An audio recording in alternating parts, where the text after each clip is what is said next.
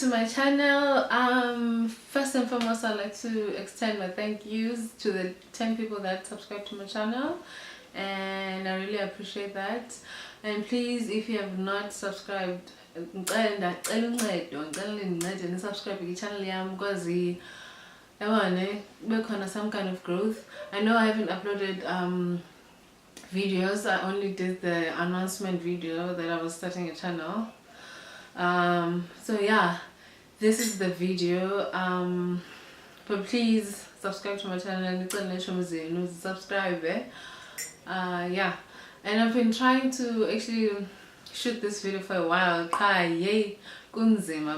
didn't realize that it would be so hard having your own channel, and I think that's one of the reasons why I wanted to have my own channel, where because the one thing that I want to get out of this thing that I'm trying is to learn how to speak like on my own, because I've had so many people tell me that I don't know how to speak. Either I swallow words or I can't articulate myself better or whatnot, and maybe you might not pick it up now, but like it's been a thing and I've been thinking about it for a while now. So yeah, and I thought maybe starting a channel would actually help me articulate myself better. And I feel like it's a lot easier when I'm doing it with a friend, because I have my friend right next to me and we always talk together, and it's never, well, not that it's never really difficult to talk, but I feel like when I'm doing this on my own, then I might be able to to get comfortable to speaking to the camera, and the fact that I'm sending a message to an audience, that's what I want to get out of this more than anything. So I can't afford so yeah, I'm gonna do this rather, and it's a lot of fun on my side, because actually you get to talk about all the things I want to talk about, and then it really doesn't matter if people view the video like and then I really appreciate to also get some kind of feedback based on what I just shared. Yeah, so today what I really wanted to talk about was my fashion journey, and to kind of like also do a little bit of introduction on myself, on who I really am, because I didn't really do that with the announcement video. It was like straight to the point, and yeah, so I want you guys to get an idea of Ngubano's Kona Kanyeganye and why I wanted to do this fashion YouTube channel that focuses on that, because I know there aren't a lot of South African YouTubers who focus on fashion, like on garment making or whatnot. It's always like in the United States or wherever. So yeah, I know Osni, they do like styling videos, fashion videos, but it's more about styling than what I want to focus on. And as someone who's teaching myself most of the things, I think it would also be a great way to share some insight with people who want to learn how to make clothes. But I also don't want to put too much pressure on myself on the fashion design, on making garments on camera as well, because most of the time I'm making clothes for people, so it's usually a very stressful experience for me, and because I have a full-time job as well, so it's kind of like a side hustle, so it won't really be easy to to record those things unless I'm really making something that does not have a time frame. So I'm actually having hot chocolate because it's really cold here in this Brooklyn, by the way. So it's really cold, and my friend went to Johannesburg, so I'm here all by myself, so I thought it would be really good to have some hot chocolate for comfort. So yeah, Vandasam. This is sort of like my story on like how I ended up making clothes, or yeah. So we all know the same typical story from our families, ekhaya, kwangafuna fashion design, blah blah blah, whatnot, and I ended up doing marketing. So I don't really want to dwell too much on the fact that my family wouldn't let me study fashion design, because yeah, it's mostly everyone's story, every black person's story, and yeah, I can't speak for other people also. So I did my 3 years in marketing at CPUT, and after that, like, basically couldn't find a job, so I decided to enroll at CPUT to study for fashion design, and fortunately I got in. And the tricky situation was I didn't really have money. I only had like 2 grand for e-registration, and then that was it. That was all the money that I had, and I shot like an eye for a little registration. I wasn't done. So fine, I managed to make a deal with the school, and they let me register in Orlando. La Apila, yeah, I think that's what they call it. La Apila. They let me register with Lemali Nayo, and yeah, then I, took my first class. It was a scary experience, because like the first thing that my lecturer told me was, not me, the whole class basically, was, if Anamali, like, you shouldn't be here. And I felt like he was directly speaking to me, because I did not have money, and I didn't have NSFAS, and all the other learners in class had NSFAS, or they were paying for their fees from Komakwabo and so I was like that one person who didn't have anything actually.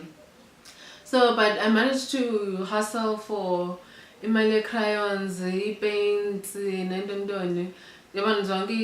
all the artistic stuff, like the sketching diaries and whatnot. And that wasn't really the end of it, because now when it came to the real stuff, making clothes, it became a challenge, because now you'd have to go buy fabric, like 2 meters of fabric or more, depending on what project we were doing. So it became trickier now, because it's not like I had some kind of money sitting around my account or mattress or whatnot. So I learned about, if since the project is good, I'm gonna have to try and get at least 50 rand so polycotton. So it wasn't really fun for me in that manner, but it was also a very exciting experience. Like, it was very magical for me. I was always so happy being there, I guess. So but like, I managed to learn so much, and my lecturers saw potential. They like by even, and sometimes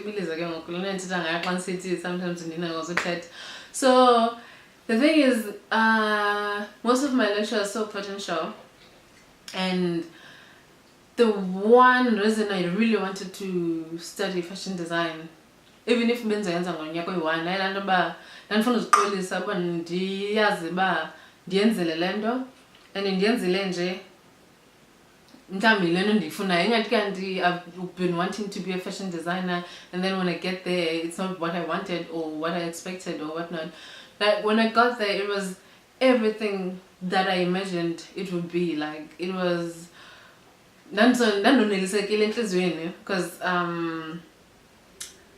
as much as I didn't have money, I've never touched a sewing machine before. Like, the only thing I was able to do was and sketch and make sketch dresses. So I've never made an item of clothing before. I've never touched a sewing machine before, and I've never done any of those stuff.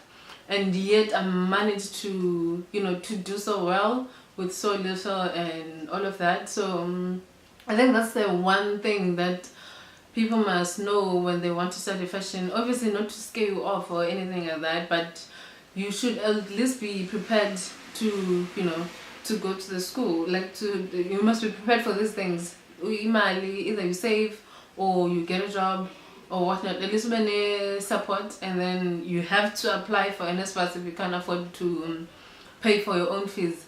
Because at least NSFAS is gonna take some kind of budget away from you, like buying textbooks and the fees. Because the textbooks are very expensive, like the cost of 1 point something, and you don't want to not have a textbook because it becomes like a drag for you and the other students, because now everyone has to make copies for you and all of that. So that was a struggle for me when I did this, but eventually I dropped out around October because I got an internship. So like we advertising agency and whatnot. So I chose that because I knew I wasn't going to come back because I didn't have a bursary, and that's the one other weird thing about South Africa. So not really bursaries for fashion design students or people want to study design or whatnot. So ELISOF will have a bursary, but now you have to register for $5,000 and they can't refund it back to you. So either you take that risk or you don't. So I wasn't going to take that risk because they're applying 5,000.